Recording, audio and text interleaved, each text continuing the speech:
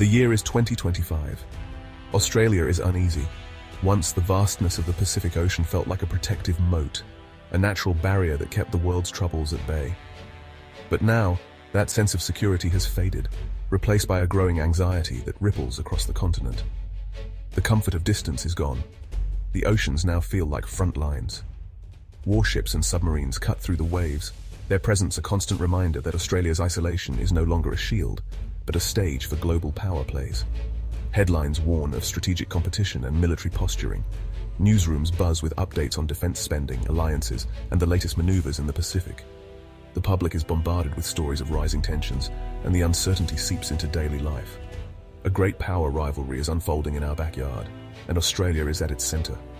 The Pacific, once a symbol of distance and peace, is now a chessboard for the world's most powerful militaries. American and Chinese warships shadow each other, their movements watched closely by allies and adversaries alike. The old assumption that conflict happens elsewhere has vanished. Australians who once felt removed from the world's flashpoints now watch warships on the horizon and wonder if their homeland could become the next battleground. Long-range missiles and global ambitions have erased our isolation. Technology has shrunk the world, and the reach of modern weaponry means that no corner of the continent is truly safe from the consequences of distant decisions. Chinese spy ships linger off Western Australia, and fighter jets harass our planes. Each encounter in the skies and seas is a reminder that the balance of power is shifting and that Australia is being watched, tested, and challenged. This is no longer theory, it's a daily reality, forcing a national reckoning. Military personnel work around the clock, monitoring radar screens and preparing for scenarios that once seemed unthinkable. The nation's leaders are forced to make difficult choices, balancing security with diplomacy. Defense spending is soaring, and young Australians join the military with war in mind. Recruitment centers see a surge of volunteers, many driven by a sense of duty, others by uncertainty about the future. Training grounds echo with the sounds of drills and determination. The lucky country is waking up. Luck has run out. The easy confidence of the past is replaced by a sober awareness that Australia must now earn its security, not simply expect it. Now, we must rely on strength, strategy, and a clear-eyed view of a dangerous world. Defense officials gather in war rooms, poring over maps and intelligence, crafting responses to threats that are both immediate and long-term. Conversations about security are happening everywhere, from dinner tables to parliament. Families debate the future over meals, while lawmakers argue over budgets and alliances, all searching for a path that will keep Australia safe in an unpredictable era. The cost of peace is rising, and the nation must adapt. Every dollar spent, every policy debated, is weighed against the risks of inaction. The military readies itself, and the public braces for what may come. Australia faces a future where security can no longer be taken for granted. The flag still flies, but beneath it, a nation steels itself for the challenges ahead, determined to protect its way of life, whatever the cost. China is the main source of Australia's anxiety. Beijing's ambitions are clear: dominate the Indo-Pacific using economic leverage and military intimidation. Billions flow into Pacific infrastructure, but with strings attached, debt and influence. The Solomon Islands security pact with China brought Chinese police and the specter of military presence close to Australia. Chinese warships and spy vessels now routinely operate near our shores, testing our responses and normalizing their presence.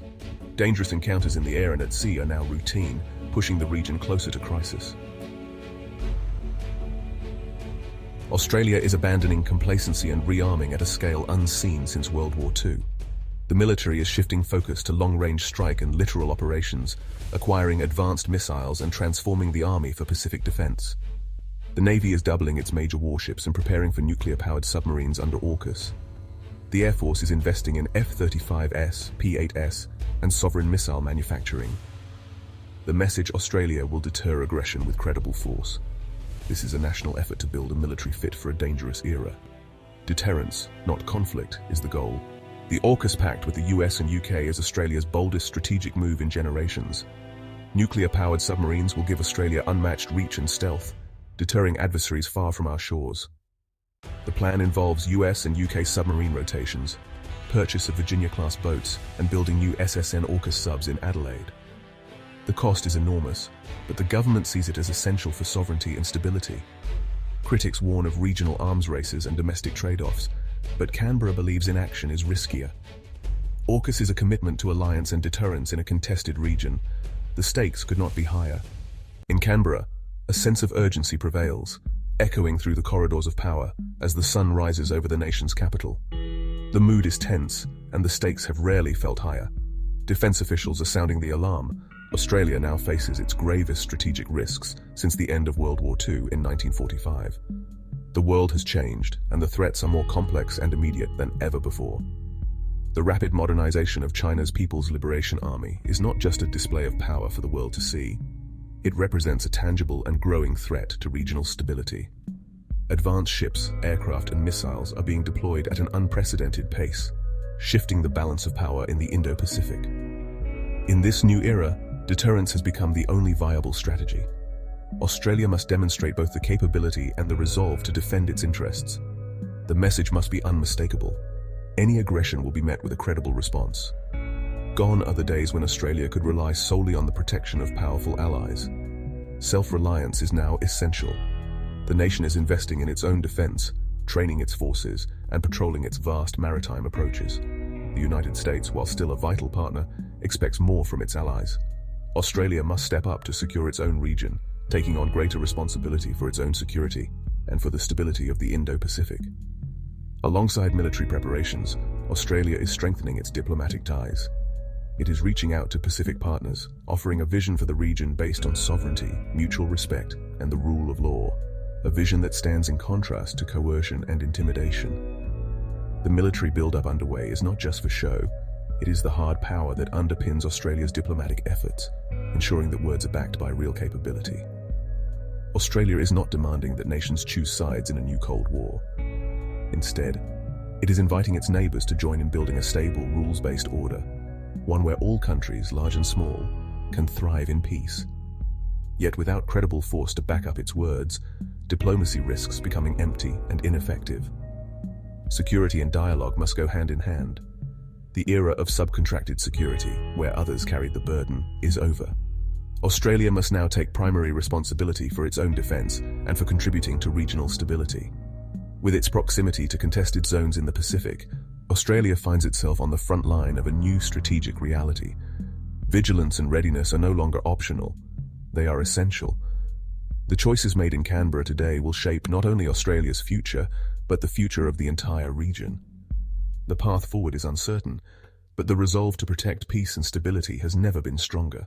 From Beijing's view, Australia's military build-up is provocative, not defensive. China sees itself reclaiming its rightful place in Asia, challenging a US-led order it views as unfair. Chinese officials insist they seek economic growth, not conflict, but warn that AUKUS brings nuclear confrontation to their doorstep. Australia is depicted as America's deputy sheriff, lacking independence. Beijing justifies its Pacific actions as economic partnerships, accusing Australia of a colonial mindset. Chinese media warn that siding with the US makes Australia a target. They argue the Pacific is big enough for all, and exclusion will only fuel instability. Cooperation, not confrontation, is their stated path forward. The Pacific standoff is no abstract debate. It affects every Australian, no matter where you live or what you do. The headlines may seem distant, but the consequences could reach into every home, every workplace, and every community across the nation. Our economic prosperity is at risk. China is our largest trading partner, and our relationship underpins much of our wealth. If conflict erupts, it could bring crippling sanctions, disrupt vital exports like iron ore, coal, and agriculture, and threaten thousands of Australian jobs. Australia's lifeblood, trade, relies on open sea lanes. Every day, goods flow in and out of our ports, connecting us to the world. If these routes are blocked, the impact would be immediate and severe. Disruption would devastate our economy and daily life. Businesses could close, unemployment could rise, and the cost of living would soar as essential goods become scarce. Supermarket shelves could empty within weeks if maritime routes are blocked. Everyday items we take for granted, food, medicine, fuel, could become hard to find, forcing families to make difficult choices. The human cost is real. War could draw in the ADF, sending our soldiers into harm's way and putting families under immense strain as loved ones are deployed. For the first time since World War II, casualties and attacks on Australian soil are possible. Our cities and towns could face threats we haven't seen in generations, testing our resilience and unity. The peace we've enjoyed for decades is fragile and must be actively defended. Our way of life, our freedoms, and our sense of security are not guaranteed. Defense spending and alliances are direct responses to these threats. Our partnerships with allies and investments in our military are designed to protect our sovereignty and deter aggression. The stakes are high: sovereignty, prosperity, and the security of future generations. The choices we make today will determine the Australia our children inherit. Every decision now shapes our future.